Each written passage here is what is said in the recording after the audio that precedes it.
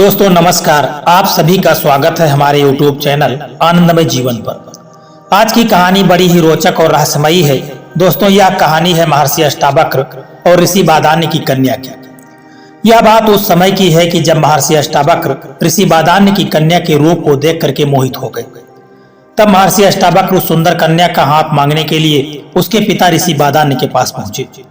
तो सुंदर कन्या के पिता ऋषि बादान्य ने महर्षि अष्टावक्र के ब्रह्मचर्य की परीक्षा लेना चाहा, जिसमें महर्षि अष्टावक्र का ब्रह्मचर्य दांव पर लग गया और उनके साथ कौन कौन सी रहस्यमयी घटना घटी। दोस्तों आइए इस कहानी के माध्यम से हम समझते हैं। दोस्तों जैसा कि हम सभी जानते हैं कि महर्षि अष्टावक्र जन्म से ही बहुत विद्वान थे। जब यह अपनी माता के गर्भ में थे उसी समय इनके पिता ऋषि कहोड़ गलत वेद पाठ कर रहे थे। अष्टावक्र ने अपने पिता को गलत वेद पाठ करने पर टोक दिया था।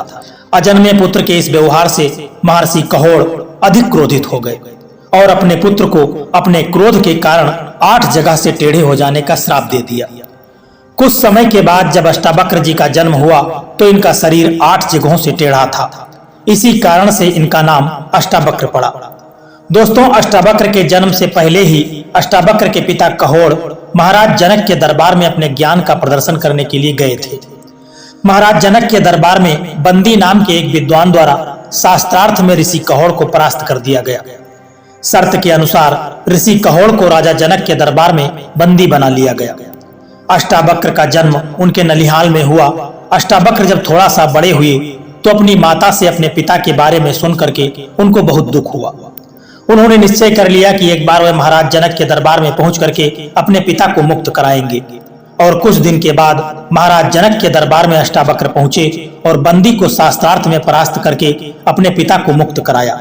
महर्षि कहोड़ के मुक्त होने पर उनको अपनी गलती का एहसास हुआ और अपने पुत्र अष्टावक्र को उन्होंने आशीर्वाद दिया कि तुम्हारा शरीर जो 8 जगह से टेढ़ा है वह एक सुंदर और आकर्षक बन जाए। पिता के आशीर्वाद के कारण उनका शरीर अष्टावक्र का शरीर सुंदर और स्वस्थ हो गया।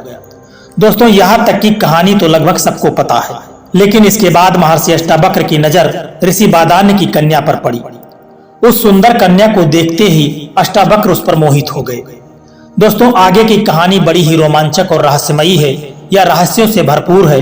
मेरा आपसे निवेदन है कि वीडियो के अंत तक साथ बने रहना। इस कहानी को सुनने में आपको बड़ा ही हर्ष होगा। दोस्तों एक बार महर्षि अष्टावक्र बादान्य की कन्या के रूप पर मोहित हो गए। उन्होंने उसके पिता के पास जाकर के उस कन्या के साथ विवाह करने की इच्छा प्रकट की। तब महर्षि बादान्य ने मुस्कुराते हुए अष्टावक्र से कहा कि पुत्र, मैं अवश्य तुम्हारी इच्छा पूरी करूंगा और तुम्हारे साथ ही अपनी कन्या का पाणी ग्रहण करूंगा, लेकिन इसके लिए तुम्हें मेरी एक आज्ञा माननी पड़ेगी। अष्टावक्र ने कौतूहल से पूछा कि वह क्या है महर्षि। महर्षि बादान्य ने कहा कि तुम्हें उत्तर दिशा में जाना होगा। अलकापुरी और हिमालय पर्वत के आगे जाने पर तुम्हें कैलाश पर्वत मिलेगा। वहां महादेव जी अनेक सिद्ध चारण भूत पिशाच गणों के साथ विचरण करते हैं। उस स्थान के पूर्व और उत्तर की ओर 6 ऋतुएं काल, रात्रि, देवता और मनुष्य आदि महादेव जी की उपासना किया करते हैं। इस स्थान को लांघने के बाद तुम्हें मेघ के समान एक नीला वन मिलेगा। उस स्थान पर एक वृद्धा तपस्विनी रहती है। तुम उसके दर्शन करके लौट आना। मैं उसी क्षण अपनी पुत्री का विवाह तुम्हारे साथ कर दूंगा। अष्टावक्र ने महर्षि बादान्य की बात को स्वीकार कर लिया और यात्रा के लिए निकल पड़े। पहले तो वह हिमालय पर्वत पर पहुंचे और वहां धर्मदायिनी बाहुदा नदी के पवित्र जल में स्नान किया और देवताओं का तर्पण करके उसी पवित्र स्थान पर कुशासन बिछा करके विश्राम करने लगे। वहीं रात भर सुख पूर्वक सोए। वहीं प्रातः काल अग्नि प्रज्वलित करके उन्होंने यज्ञ किया। वहीं पास में एक तालाब था जहां शिव पार्वती की मूर्ति थी। अष्टावक्र ने मूर्ति के दर्शन किए और फिर अपनी यात्रा पर चल दिए। चलते चलते वे कुबेर की नगरी में पहुंच गए। उसी समय मणिभद्र के पुत्र रक्षक राक्षसगण के साथ उधर आए। ऋषि ने उन्हें देख करके कहा कि हे भद्र, आप जा करके कुबेर को मेरे आने की सूचना दे दो। मणिभद्र ने कहा महर्षि, आपके आने का समाचार तो भगवान कुबेर को पहले से ही प्राप्त हो चुका है। वे स्वयं आपका समुचित सत्कार करने के लिए आ रहे हैं। कुबेर ने आकर के महर्षि अष्टावक्र का स्वागत किया और उन्हें अपने भवन में ले गए। आमोद प्रमोद के कितने ही साधन ऋषि के चित्त को प्रसन्न करने के लिए जुटाए गए। गंधर्वों ने मधुर कंठ से गीत गाया, अप्सराएं नाचने लगी, चारों ओर तरह तरह के वाद्य यंत्रों की ध्वनि और पूरा प्रसाद मस्ती से भर गया।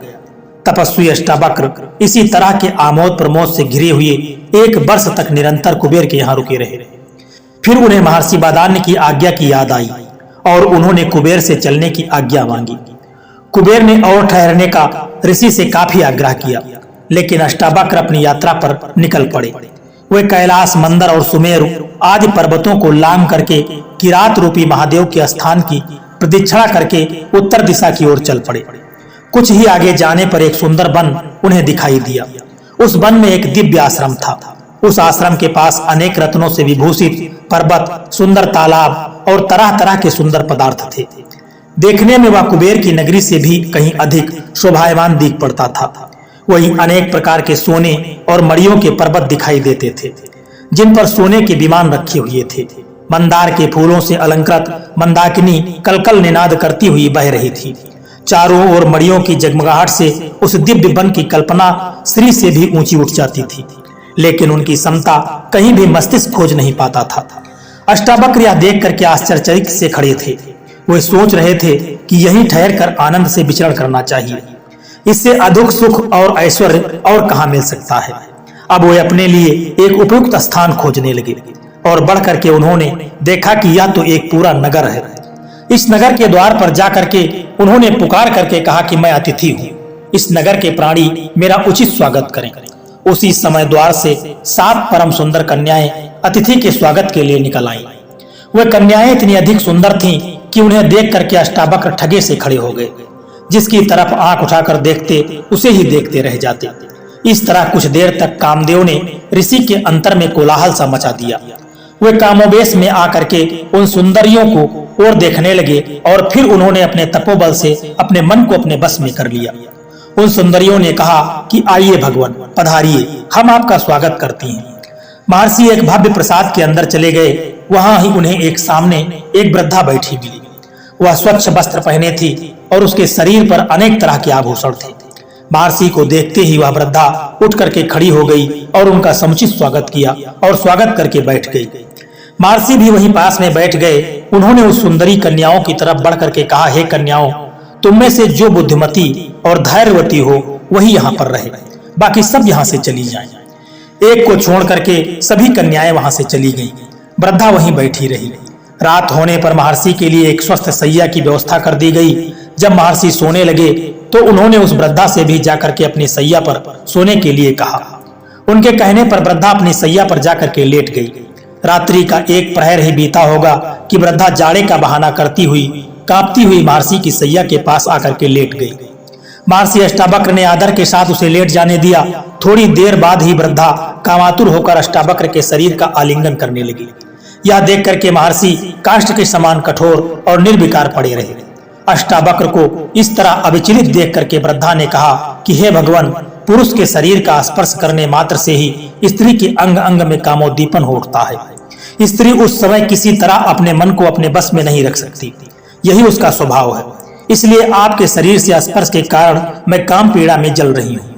अब आप मेरे साथ रमण करके मेरी इच्छा को पूर्ण कीजिए। हे ऋषि, मैं जीवन भर आपकी कृतज्ञ रहूंगी। यही आपकी तपस्या का अभीष्ट फल है। मेरी यह सारी संपत्ति आपकी ही है। आप यही मेरे पास रहिए। देखिए, हम यहाँ लौकिक और अलौकिक अनेक प्रकार के सुख भोगते रहेंगे। हे नाथ, अब इस तरह मेरा तिरस्कार न कीजिए, क्योंकि इससे मेरी आत्मा को बड़ा कष्ट पहुंचेगा। पुरुष संसर्ग के बढ़कर स्त्रियों के लिए श्रेष्ठ सुख नहीं है। काम से पीड़ित होकर स्त्रियां स्वेच्छाचारिणी हो जाती हैं। उस समय तपी हुई बालू पर या कठोर शीत में विचरण करने से भी उनको तनिक भी कष्ट नहीं होता है। आप किसी भी तरह मेरी अतृप्त कामना को तृप्त कीजिए। वृद्धा की प्रार्थना को सुन करके अष्टावक्र ने कहा कि हे देवी, मैं एक तपस्वी हूँ और बचपन से अभी तक पूर्ण रूप से ब्रह्मचारी रहा हूँ। किसी भी स्त्री का शरीर मैंने स्पर्श नहीं किया है। धर्मशास्त्र में व्यभिचार की बड़ी निंदा की गई है, इसीलिए किसी तरह का पाप करते हुए मुझे डर लगता है। मेरा उद्देश्य तो विधि पूर्वक विवाह करके पुत्र उत्पन्न करना है और उसी हेतु मैं अपनी स्त्री के साथ संभोग करूंगा। इससे अतिरिक्त पराई स्त्री से विषय भोग करना पाप माना गया है। हे शुभे, तुम उसकी ओर मुझे प्रवृत्त न करो। यह सुनकर के वृद्धा ने कहा कि हे महर्षि, यह तो आप जानते ही हैं कि स्त्रियां स्वभाव से ही कामोतुर होती हैं। उनको पुरुष का संसर्ग देवताओं की आराधना से भी कहीं अधिक प्रिय और सुखकर होता है। तुम पतिव्रता की बातें करते हो तो हे स्वामी, सच तो यह है कि हजारों स्त्रियों में कहीं एक पतिव्रता स्त्री दिखाई पड़ती है और सती तो लाखों में एक होती है। जब स्त्रियों में कामोन्माद चढ़ जाता है तो वह इनके सामने माता पिता भाई पति पुत्र आदि किसी की भी परवाह नहीं करती हैं और अपनी काम वासना की तृप्ति के उपाय सोचा करती हैं, यहाँ तक कि कुछ भी करके वे अपनी इच्छा पूरी करके ही मानती हैं। हे भगवान, काम के बस हो करके ही स्त्री उल्टा हो जाती है। वृद्धा की बात को सुन करके अष्टावक्र मन ही मन घबरा रहे थे, लेकिन फिर भी अपने मन को दृढ़ रख करके उन्होंने अविचलित भाव से उत्तर दिया कि हे देवी, मनुष्य जिस विषय का स्वाद जानता है उसी के लिए उसकी इच्छा तीव्र होती है। मैं तो विषय भोग जानता ही नहीं हूँ, फिर मैं किसी भी हालत में तुम्हारी इच्छा पूरी नहीं कर सकता। इसके अतिरिक्त जो भी आज्ञा दो मैं करने के लिए तैयार हूँ। वृद्धा ने कहा, यह न कहे नाथ, यहाँ आप कुछ दिन और ठहरिए, तब अपने आप ही आपको संभोग सुख का स्वाद मिल जाएगा। तब मैं और आप सुख पूर्वक साथ रहा करेंगे। इस पर अष्टावक्र ने कहा कि हे देवी, जब तक तुम कहोगी तब तक मैं यहाँ ठहर जाऊंगा, लेकिन मैं नहीं जानता कि किस तरह तुम्हारे काम आ पाऊंगा। यह कहने के पश्चात महर्षि अष्टावक्र उस वृद्धा के अंगों पर दृष्टि डालने लगे। वृद्धा भी कामातुर होकर के आलिंगन के लिए उद्यत हो गई, लेकिन किसी भी अंग को देखने से महर्षि अष्टावक्र के हृदय में काम शक्ति जागृत नहीं हुई। वे सोचने लगे कि यह वृद्धा इस तरह काम से पीड़ित क्यों है। तभी उसके हृदय में संशय जागा कि हो सकता है कि यह कुछ समय पूर्व इस प्रसाद की अधिष्ठात्री देवी कोई युवती हो और किसी साप के कारण इस तरह कुरूप वृद्धा हो गई हो। यह संशय पैदा होते ही उन्होंने उसकी कुरूपता और वृद्धावस्था का कारण पूछना चाहा, लेकिन सीधे ही वृद्धा से प्रश्न करने की उनकी हिम्मत नहीं पड़ी। एक दिन बीत गया। संध्या होने पर वृद्धा ने आकर के कहा कि हे महर्षि, वह देखिए सूर्य अस्त हो रहा है, अब आपकी क्या आज्ञा है। अष्टावक्र ने कहा कि हे सुबह, जाओ स्नान करने के लिए जल ले आओ, स्नान करके मैं संध्या बंदन करूंगा। वृद्धा जाकर के जल ले आई और उसके साथ सुगंधित तेल और वस्त्र भी लेती आई। महर्षि से आज्ञा लेकर वह उनके शरीर में तेल मर्दन करके करने लगी और फिर अपने हाथों से उनके शरीर को मल करके उनको स्नान कराने लगी। महर्षि बड़े आनंद से स्नान करते रहे। स्नान करते करते सारी रात बीत गई। प्रातः काल जब सूर्य की किरणें स्नानागार में आने लगी तो वे चौंक पड़े।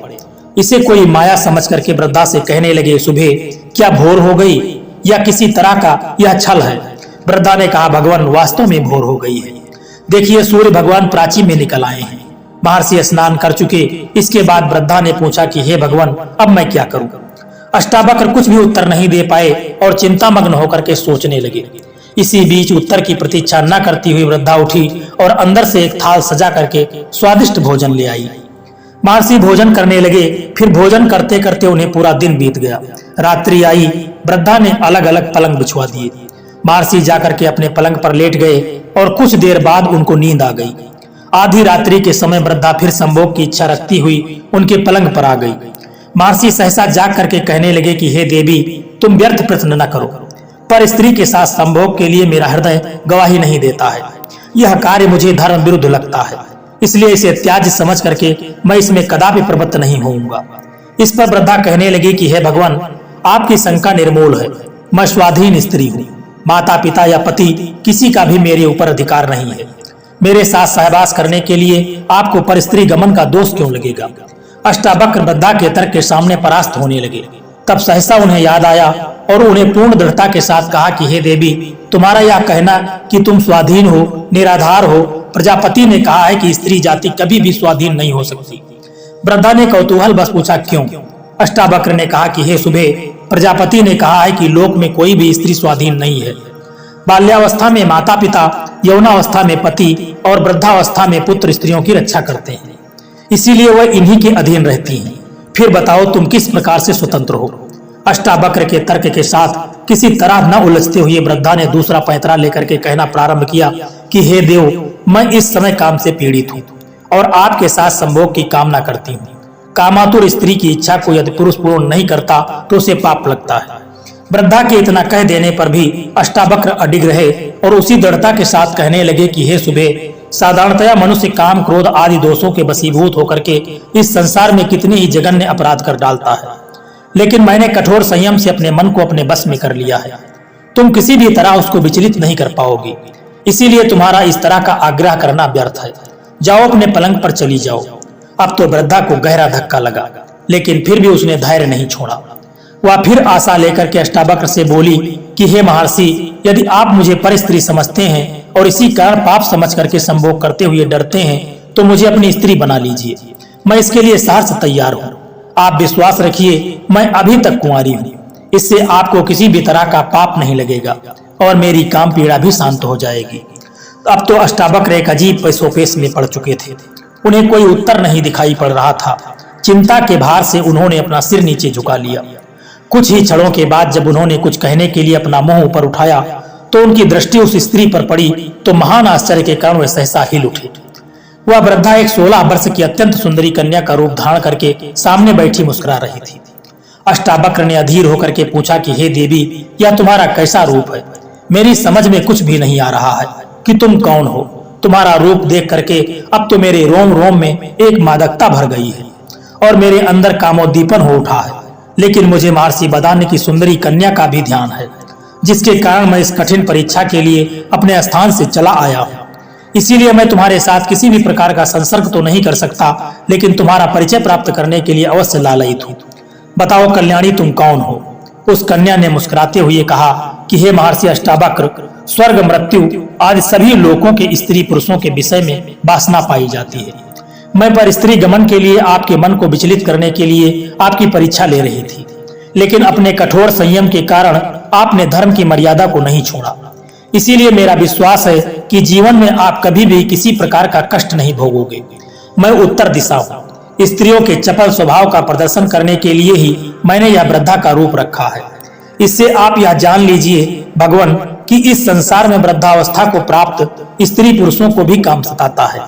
मुझे प्रसन्नता है कि आपने स्त्री की कितनी भी चंचलता देखकर अपने ब्रह्मचर्य के व्रत को नहीं छोड़ा। इसलिए ब्रह्मा और इंद्र आदि देवता आप पर अत्यंत प्रसन्न हैं। जिस काम के लिए महात्मा बादान्य ने आपको यहाँ भेजा है वह अवश्य पूरा होगा। महर्षि की कन्या से आपका विवाह अवश्य होगा और वह कन्या पुत्रवती भी होगी। अष्टावक्र यह सुन करके अत्यंत प्रसन्न हुए और देवी से चलने की आज्ञा मांगने लगे। उत्तर दिशा ने आदर के साथ अष्टावक्र को विदा कर दिया। जब वे लौट करके महर्षि बादान्य के पास आए तो उन्होंने उनसे उनकी यात्रा का सारा वृत्तांत पूछा और अब फिर अपने मन में पूर्णतः संतुष्ट होते हुए अपनी कन्या का पाणी ग्रहण उनके साथ कर दिया। दोस्तों, यह कहानी आपको कैसी लगी है एक प्यारा सा कमेंट करके जरूर बताना, और यदि वीडियो आपको अच्छा लगा है तो वीडियो को एक लाइक करके चैनल को सब्सक्राइब करने की भी कृपा कर देना। जय श्री कृष्णा, राधे राधे।